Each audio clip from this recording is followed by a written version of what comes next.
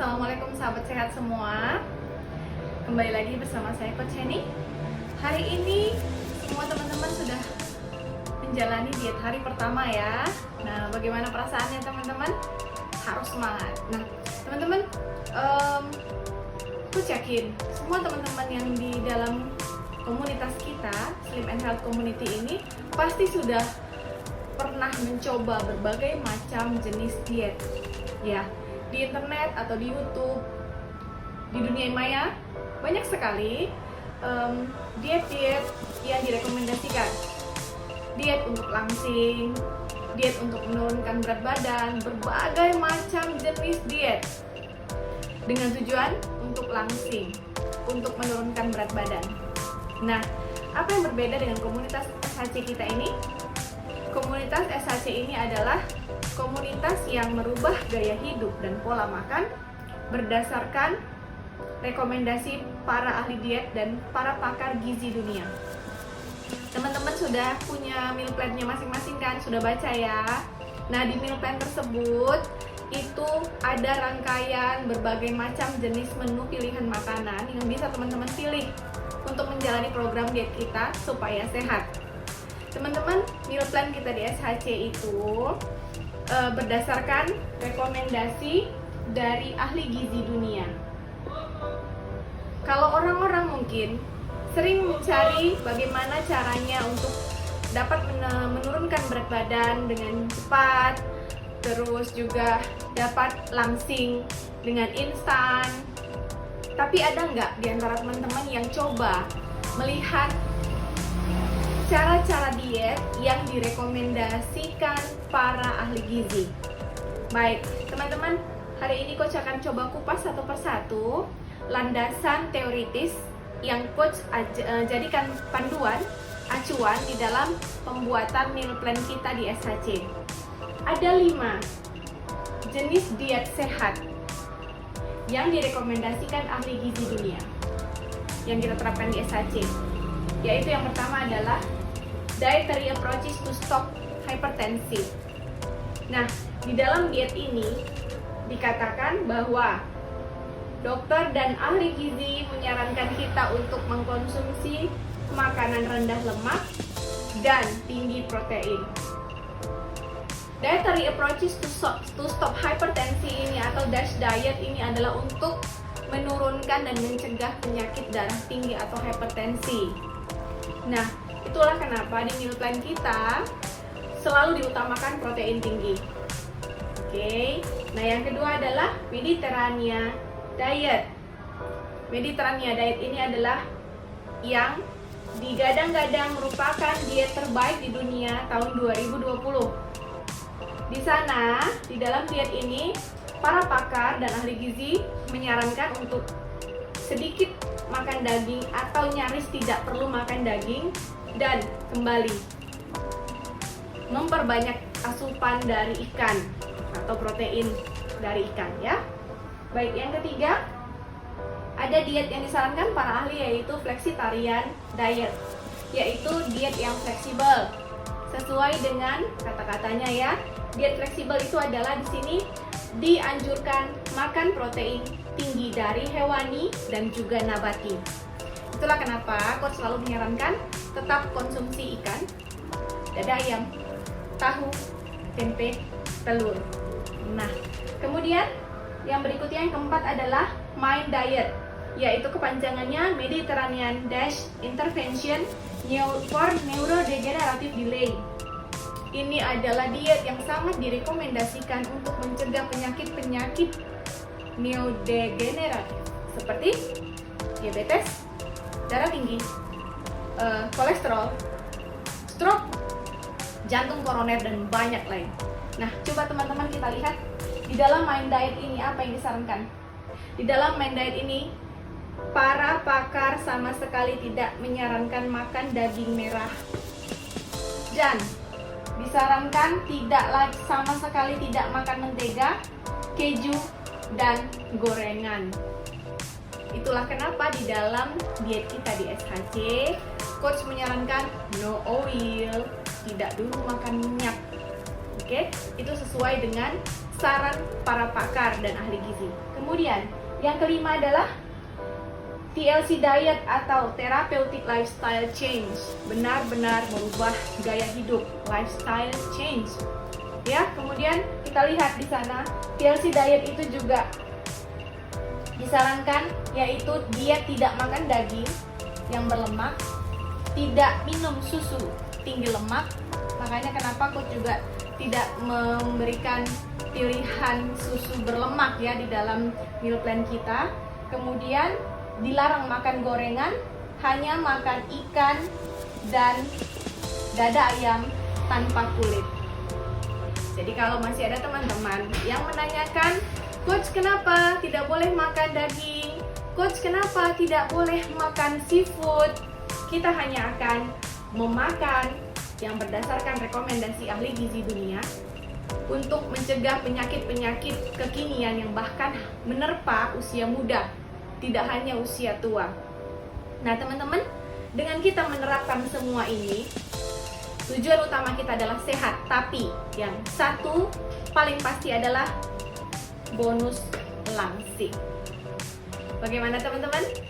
Nah, sekarang teman-teman harus semakin semangat kita menerapkan diet kita, karena pola makan kita di SHC adalah berdasarkan rekomendasi ahli gizi dunia dan juga berdasarkan Pedoman Umum Gizi Seimbang Kementerian Kesehatan Republik Indonesia. Oke. Nah, teman-teman, tadi kita sudah dengar sama-sama ya penjelasan tentang landasan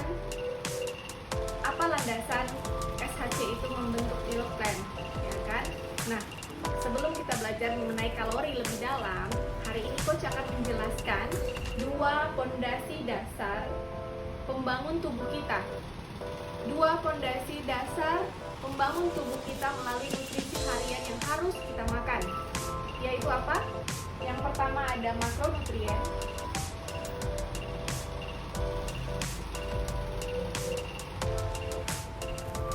Dan yang kedua ada mikronutrien.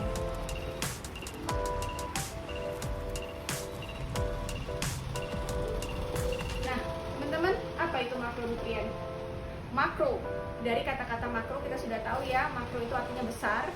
Jadi, ada 3 hal yang paling dibutuhkan tubuh dalam komposisi yang lumayan besar yang harus ada di dalam makanan kita sehari-hari. Yang pertama, karbohidrat. Pada saat kita tidak diet, karbohidrat yang disarankan itu adalah sekitar 300 gram per hari. Tapi jika kita ingin menurunkan berat badan, kita membutuhkan setidaknya setengahnya, sekitar 150 gram karbohidrat per hari. Ini adalah yang direkomendasikan para pakar dan ahli gizi. Teman-teman, makanya kenapa selalu coach sarankan, jangan hilangkan nasi, tetap makan nasi. Tetap makan nasi, tetap makan oatmeal, tetap makan roti gandum, karena di sana adalah sumber karbohidrat yang sangat dibutuhkan tubuh. Oke. Nah, yang kedua adalah protein. Protein juga sangat dibutuhkan tubuh dalam porsi yang besar, ya. Cara menghitung kebutuhan protein dalam tubuh adalah 0,8 gram dikali berat badan. Atau untuk lebih mudahnya dibuatkan saja menjadi 1 gram dari berat badan kita ya. Contohnya berat badan coach sekarang 50, contoh. 50 berarti coach membutuhkan 50 gram protein setiap hari. Oke teman-teman, wajib memakan 50 gram protein setiap hari.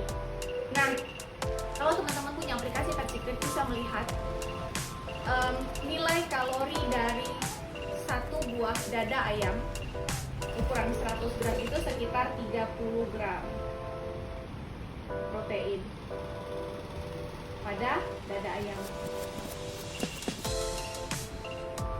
Belum cukup, makanya coach selalu menyarankan tambah protein lain dari telur, dari tahu, dari tempe. Karena apa? Ketiga makanan ini walaupun tinggi protein tapi tidak tinggi lemak jahat, ya teman-teman. Nah, yang ketiga, apakah makronutrien atau nutrisi yang dibutuhkan tubuh dalam jumlah yang lumayan besar, yaitu lemak. Jadi, mitos yang mengatakan tubuh tidak membutuhkan lemak pada saat diet itu adalah salah besar. Tapi lemaknya jenis lemak apa dulu? Benar, lemak yang dibutuhkan di dalam tubuh kita saat kita melakukan diet sehat bonus langsing adalah lemak baik.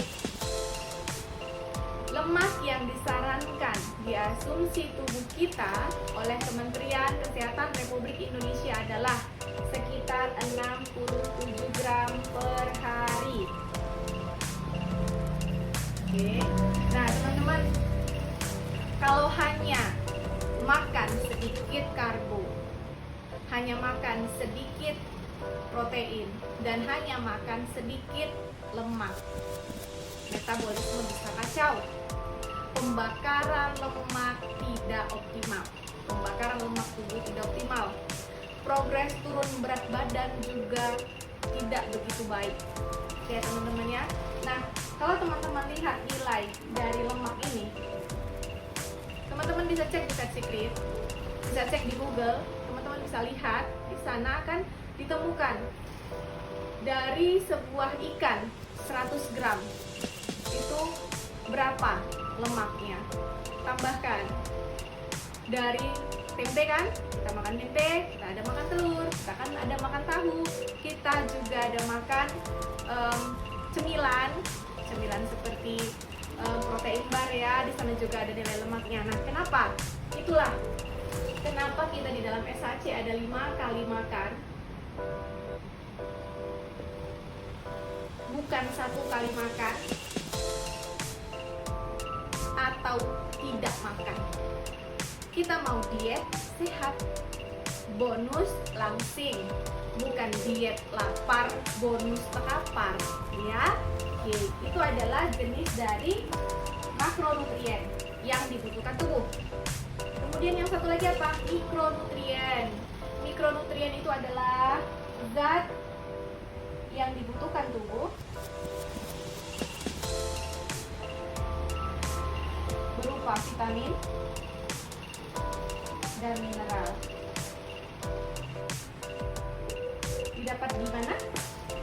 Ya, di sayur dan buah. Oke. Nah, teman-teman, coba perhatikan. Makronutrien kita penuhi di meal plan.